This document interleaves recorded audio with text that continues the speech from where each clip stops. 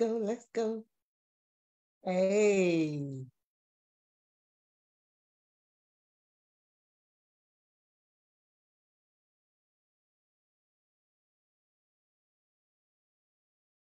Got it. Are we on? Yes, we are. Hi, everyone. Hi, the world. Welcome. It's a brand new day. Everyone, hi, the world. Okay, here we go. Our Father is here with us. Amen. Good morning. The doors are open. Come into your room and pray. Talk to your Father. He's waiting for you. Come into your room. Father, we thank you for another opportunity to be here. Father God, to follow Jesus, the one you've said you have chosen to speak to us through. We thank you for all the prophets and the apostles and the pastors of old and of now. But in this age, you have chosen, in these latter days, you have chosen to speak to us through Jesus, and we thank you for giving us Jesus. Yes, we thank you for the word. Beloved, God bless you. You're welcome to Wisdom for Women Following Jesus. Wisdom for Women, we are following Jesus in prayer. I am so super excited today because we're continuing in Matthew chapter 6. Listen, people. Listen, let me tell you something here. Very important here. That Jesus came and sat down, and the people came to him, but his disciples came to him, and he taught them. Matthew chapter 5, he was on one spot. 5, 6, and 7. Jesus did not end the teaching until Matthew chapter 7. My goodness, it must have been important. So if you're running around looking for miracle service, healing service, Jesus did not have any miracle service, no healing service, all this stuff. He taught the people. Because once you're taught, once you receive knowledge of God, beloved, there is liberty, there's deliverance, there's freedom. Along the way, the sick may come his way, and he will have compassion on them. Along the way, the hungry is there. He will have compassion and feed them. But his main assignment was to deal with sin, because Jesus knew, he's the creator of man, that our problem, the root cause of our problem, is the sin in our lives. So he sat down and taught the disciples. And that's why we think on Wisdom for Women that this is very important for us to do the same thing. We started in chapter 5, we are now in chapter 6, and we are moving on. And then when we're done with this, we're going to go to Luke chapter 7 to see another teaching that Jesus did, almost similar, and you see some variations there. So welcome, get your friend, your enemy, get your wife, get your sister. I always say to remember your enemy because heaven is not for you alone, no. Because it's not the will of the Lord that any should perish, but that all should come to repentance. So welcome one more time. Yours truly, I am here again by the mercies of God. I'm privileged to do this. And I don't take it lightly that God has given me this wonderful platform. And I want to thank Facebook, YouTube, Zoom, all these people, that have created this platform for us to be able to reach our world for the Lord Jesus Christ. So let's go and learn from the Lord Jesus. Let's follow the Lord Jesus. Yeah. So many things is going on here because technical is technical himself. One man business, but it is where one man show. It is where the Lord is with me. I am not alone. I am not alone. Not alone. I am not alone. You are not alone. Yes. He said, God is everywhere. He said, no, I am with you. You are committing adultery, God is there. Fornication, God is there. Stealing, God is there. You are doing right, God is there too. Because sometimes we want to think that God is only in the church. He said God is everywhere. Omnipresent God that we serve. Amen. Is everywhere. Matthew chapter 6, verse 9. We started this last week. We're continuing because it's not just we cannot just finish it. But let me sing my favorite elementary school song. I was sharing with the youth over the weekend. I said this was done in elementary school, and at my age, I can still recite it the way we were taught in elementary school. Should I do that now? Should we talk about Let's talk about prayer. We'll do that at the end because my song is not the most important thing. The important is for us to learn from the word of God. Matthew chapter 6. He says, when you pray, we have said last week we discovered who to pray to. Never forget that. Who to pray to. Number one. Then he says in verse 8, in verse 7, and in praying, how do you pray? He says in praying, do not heap up empty phrases, and this is very important.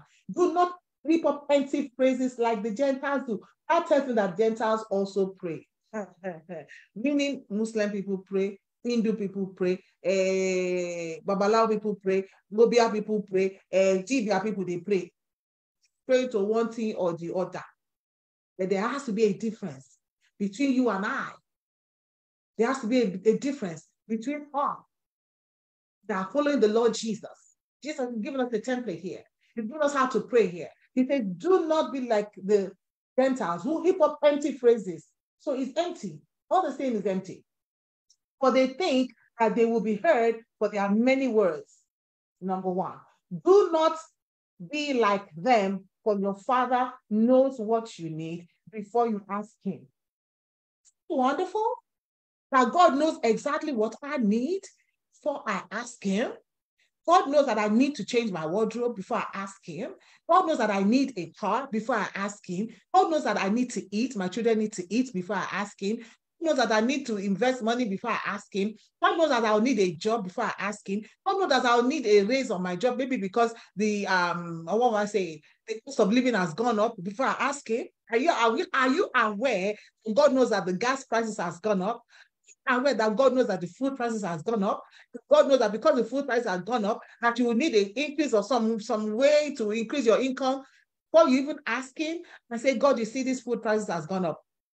God, I have to feed 3 children. I have to feed five children. God, you see, the price of gas has gone up. God, you see, I have to get to my job somehow. God knows all this. God knows all this before you ask him. You can ask him. Even before going to your boss to ask for an increase, have you spoken to the king? Have you spoken to the king that is on the throne in heaven that controls all these things? We're going to be like the Gentiles. Oh, I'm going to go there. I'm going to go there. They heap up empty words. You know, I was sharing with the youth yesterday, a youth person, not all the youth, said, you know, the world came praying Jephthah prayer. The world came praying Gideon prayer.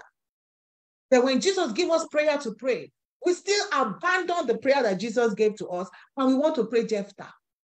Listen, Jephthah was not a saint.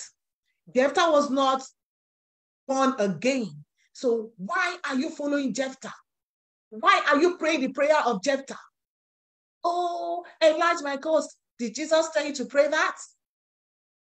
The problem of the world is unbelief. We don't believe in what Jesus said. We want to heap up all these empty phrases because it makes us feel good. The one that Jesus tells us to pray, I love it because when you look at Matthew chapter 6, verse 9, it's only 3 chapters, 9 to 13. 9, 10, 11, 13. 4 chapters, 4 verses. Matthew 6, 9 to 13. It's all the prayer Jesus asked us to pray. Now, when you go to Luke, that was even shorter. When you go to Luke chapter 11, 3 to 4. Luke chapter 11, let's look at that. How many verses? Luke chapter 11. Father, hallowed be thy name, of 2, and he ends in 4. And when I sat down with this prayer, like this prayer embodies everything I need. Food on my table, clothes on my back, shelter over my head, safety from the wicked one. You thinking about your uncle, your brother, your sister, your co-worker as your enemy? No. But the Bible said that we do not war against flesh and blood. There's somebody underneath. So Jesus is taking care of that. And Jesus came on the cross to deal with that root cause. You know what we'd rather do? No. We will stick to Jephthah's prayer because somebody has sold you Jephthah's prayer. But I'm telling you today, Jesus' prayer for us. And listen, Jephthah is not in heaven interceding God. Hallelujah. Jephthah is not in heaven interceding for you. Gideon is not in heaven interceding for you. Abraham is not in heaven interceding for you. Elijah, Jacob, Nahum, Nehemiah, Ezra, Moses are not in heaven interceding for you. Jesus is the one that is interceding. He said, is ever interceding for you. If somebody is interceding for me, he knows what I need. He knows what I want. He knows where I am right now. He knows where he has destined for me to be tomorrow. And let us see what this person that is interceding for me right now, interceding for you right now, in the presence of the Father. He says, and they looked, John said, and I saw a lamb right there, slain. Lamb was among the elders. He was written by the throne, there in the presence of God. Slain, interceding for you and for me, knowing that I am of flesh, knowing, here goes Joy.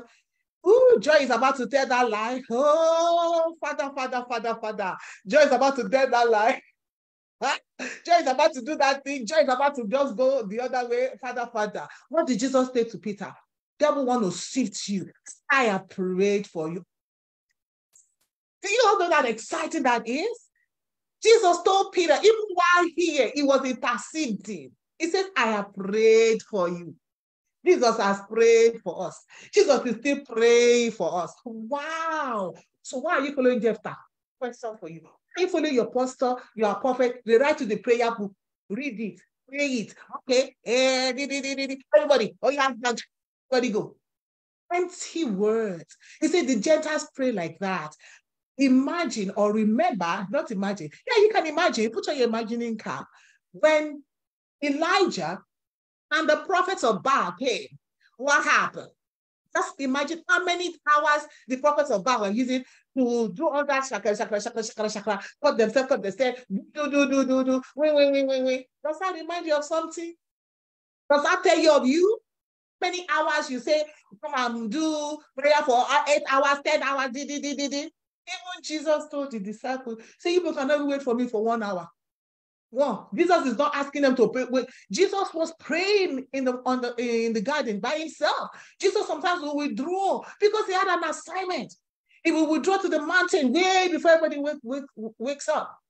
That's why he went and came down and sat down and taught them. He wasn't asking the disciples. He said, only 1 hour I asked for you. He said, but don't worry, I got you. I know that you're about flesh. What a God. I say, what a God. It's a God that we have. What a God. Can you pray this prayer? When I was teaching the youth, I said, just in case, sometimes you may feel like if your parents are praying all this prayer, you cannot pray, and maybe you hear somebody else pray, and they pray for hours and hours and hours, and we hear those people, they say, oh, I pray for 1 hour, you have collected your reward. And tell you pray for 1 hour, that thing, you have collected your reward. I pray for 3 hours today, you have collected your reward. I pray for 4 hours today, you have collected your reward. I want to know how many hours you pray. Don't care how many hours you pray. You shouldn't care somebody pray, and don't let them use that to intimidate you, because it's the way of intimidating you to make you feel like, I am up there spiritually and you are still down here. I can pray 1 hour, 2 hours, and there was one I saw, it was tongues are torn in here. I don't know what happened to us in this life and generation. Tongues are torn. How many hours we can pray 1 hour tongues? What does that mean? In the world, what does that mean? Even Paul said, I can speak in tongues more than you, but I chose not to. And tongues, the Holy Spirit give it to you. So he don't give you tongues. So listen, in Hindu temple, they talk to tongues. See, don't let them fool you. You don't know. The land, what do they call that spirit? The land is spirit. Your obia, your dibia, all of them tongue. Oh dear. They tongue. Oh my God. Yes, they do, my darling. And so I was telling the youth, I said, just open your Bible. See the prayer Jesus put there. It should be enough for you. As you're growing in the Lord and you're seeing more stuff in the Bible. I don't even pray David's prayer. People love to pray the Psalms. It's David's prayer. And I think I was reading the Psalms, and there's a place that says the prayer of David ended. David is not in heaven praying for you. Even if you read, he said the word of God is given to us for an example. Does that mean I should pray the David's prayer? My enemy, this, my enemy. David is not your savior. I do not follow David. And David did not even say, follow me. And David is not in heaven praying for me. Why am I going to be David's follower? You pray for your enemies, fire to come on them. You are Elijah, you fire to come on the enemies. I follow Jesus. Jesus said, love your enemies. We saw that a little bit in David because he loved Saul. He refused to touch Saul. He refused to be the one that would take away Saul. But David wants all perfect because when it was time for him to leave, what instruction did he give his son, Solomon? Take care of Shimei. Take care of Job. Jesus, that is not Jesus' character right there. He had a Jesus character, but he had some flaws as a human being. Because his first instruction for his son, take care of Shimei. Jesus said, love your enemies. He said, take care of Job. Jesus said, love your enemies. Cannot follow David 100%. Most sorry, Goni, I choose to follow Jesus because Jesus said, if any will follow me. So can you just open this and just pray this simple prayer? You know we will not pray it because the one that always catch us. The one that always catch us there. This is the one that always catch us. Let me tell you, pray that one. Verse 12. Forgive us our debts as we also forgive those who are forgiving us. Always catch us because you don't want to forgive your enemy. You see, that's why Jesus said, love your enemies. That's what Jesus said. So if you're still going to places where you're still killing your enemy, remember that you are your worst enemy. So that means you're praying against yourself. You may be praying against it. Maybe it's your uncle, your auntie you're looking at, but listen, you're your worst enemy. You know, Jim Rohn said something, his finances were upside down, and then his mentor told him, write a list of all the problems that you have in the world. What has ended up you here? Why do you think you ended here? Then he said, my government this, my brother this, my father this, my this. So his mentor said, oh yeah, I see all you wrote, but there is a problem with your list. Like he's looking at the man, what do you mean there's a problem with my list? He said, you let yourself off the list. You removed yourself from the list. Everybody else in the world is a problem but you. Really? Are you a saint? I have sinned. So include yourself on the list because there's some things and actions that you also have taken that has put you where you are. So I just simply I told you, just scripture and just read. So we pray. Jesus said where you pray. And it's not what Jesus said. See, because we want to take prayer to one of my girls. When did people I went to church? When did you go to church for? They went to pray for, she will call it, praying for something for our feet. For your feet, what happened to your leg? You get diabetes, neuropathy, or what? Put your that you have problem with feet, they go to podiatrist. If it has to do with your nerves, you go to the neurologist and let them check what's wrong with your blood flow in your legs, and they do what they're supposed to do. So for you to just carry yourself and go to church because one pastor say, let us come and pray concerning your feet, so that your feet will be. I'm done. I'm done with it. That's what the Bible said that in the latter days, the love of many, you will just watch them because you see all the evil around you. And why are we all like this? Why don't we just take this simple prayer? That prayer that your pastor developed for you to pray for your feet, and they pray for your hand, then they come, they let us touch your hand, let us touch your hand. Your hand's got to be pure, need. Let your hand be open before people, pure.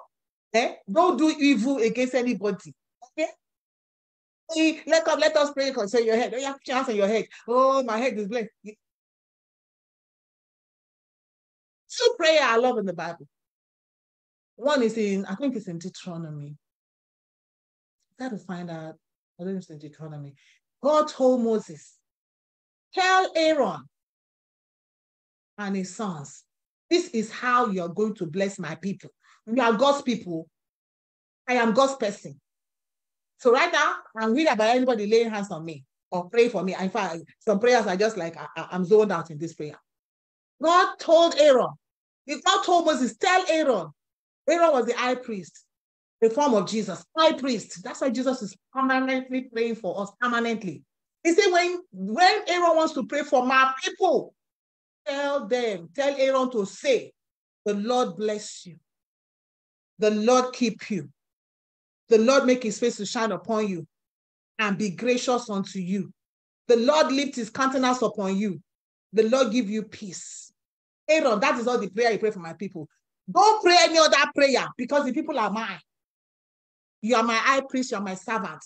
Maybe the people are mine. Aaron, this is the prayer you are going to pray for my people. And you know, interestingly, the Jewish people's fathers pray this prayer for their children, I think every Friday when they gather to eat. They lay hands on their son.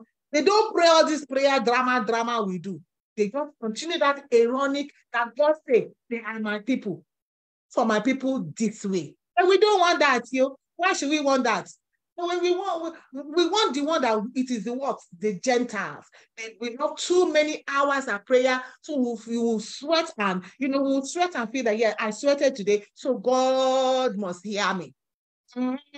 I said, I prayed for 3 hours today, so God must hear me. No, God does not hold you. God does not hold you. David said, okay, let Shimei curse me, just in, you know, and let me just continue. God just may use that just be merciful unto me. It is not the mercies of the Lord that will not consume. God does not owe you and I nothing. It's of his mercy that will not consume. So can you pray this prayer? It is simple prayer, but we don't want simple prayer. You know, it's your choice. You know, even if you're not a Christian, you can pray this prayer. When you pray this prayer, you're believing in the Lord Jesus Christ. That Jesus knows exactly what he's saying. That Jesus know us. Jesus know our needs. Jesus know, he said, before you even pray, your Father know what you need. And so Jesus said, okay, when you pray, let us go. Are you ready? Are you ready? Say, go. Our Father, who art in heaven, thy name, thy kingdom come, will be done on earth, cities in heaven. Give us this day daily bread, and forgive us trespasses, as we forgive those who trespass against us. Lead us not into temptation, and deliver us from evil. Amen. Let us pray it again. Simple prayer. This prayer is not going to take you 1 minute to pray.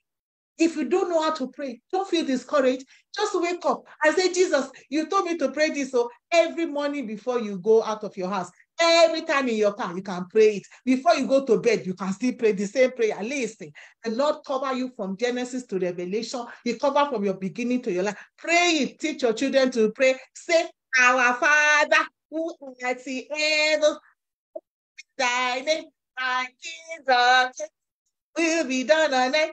It is the heaven. Give us this day our daily bread. Forgive us trespasses. We forgive those who trespass against us. Lead us not into temptation. Deliver us from evil, and deliver us from the evil one. Amen. That is it for today. So hopefully you are going to pick up this prayer. It is in the Bible. Pray this. If you are a father, I will encourage you to go. I'm going to look for that verse and put it in my description box. So you can follow me also on YouTube. Okay, it's going to be on YouTube. I'm going to put in the description box where you can take that prayer and pray over your children. Why? Because those children are not yours. God told Moses, tell Aaron, this is the prayer you are going to pray for my people. Aaron, you are the high priest. You do not choose the prayer. You don't choose to pray. Don't choose to pray your own prayer. Yeah, stop. So all these people are praying their own prayer. Jesus say, pray like this. Father God told Aaron, high priest. So remember, Jesus is our high priest, eternal high priest. And he said, this is what I want you to pray. This is how we can't follow simple command. Human race. It's like that prayer. It is too simple. You mean I'll just pray 1 minute and that is it? And Jesus said, yes. If you want to now see that, some people have actually sat down and they've broken it and broken it and broken it as much as they. No, Jesus did not tell you to pray. Listen. What did the Bible say? Because like he said, like this. In fact, in Luke, he said, Luke is even more dangerous. He said, what? He said, when you pray, say. What is the what say that we don't understand? The word say, don't you understand what it means to say? Okay, let me tell this person, come to my house. Are you going to tell the person, hey, she said you should go to the bus stop and take a taxi and go and take Uber. And when you stop at the stop, then you come to our house. No, Jesus said, say, when you pray, say, pray like this. Aaron, when you want to pray, bless my people, say. I gotta put that Deuteronomy. Say in Deuteronomy or Exodus, I don't know, I have to look for it, or Numbers, I don't know, but I'm gonna put it. That is the high priest in the Old Testament, and a small shinkly prayer that human race, Gentiles, I want Pharisee, they got to make life difficult for you so that you're not discouraged from praying. Beloved, don't be discouraged from praying. Don't be discouraged from praying. Leave them people, Gentiles, leave them Pharisees alone, let them pray. He said they pray long hours. So that they'll say, yeah, this person is Janko prophet, Janko Christian. I'm a prayer warrior. What are you worrying? Are you worried? Jesus already won. See, you see prayer warrior in the Bible. You see prayer. These are things that we started, and then they become like, our principalities and powers in the church. You cannot make me.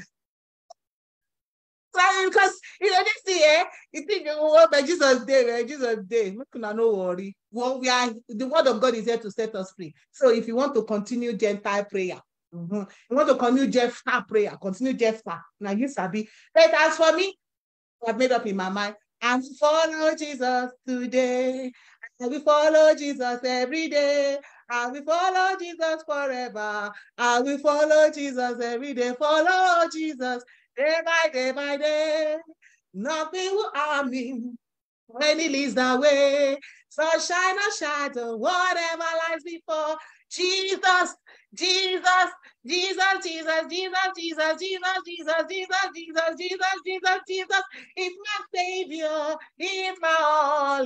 Back the Psalm 150 times. To do 2:5 Psalm David. That's David's prayer. David's prayer ended in Psalm something said, because if you look at Psalm, the whole of Psalm, it is not all David. There is one Asaph, there's Solomon wrote some, and David wrote some. So you are praying David's prayer. David, your savior. You are praying Jephthah prayer. Is Jephthah praying for you? Is David praying for you? And when you're learning, I pray the prayer that Jesus said pray. She called a prayer and watch your life transformed. Because even in that prayer is salvation for you. Hallelujah, beloved. I'll catch you next time if the Lord permits and gives us the grace. So, church, enter into your room and pray. Talk to your Father, he's waiting for you. Enter into your room and pray. Talk to your Father.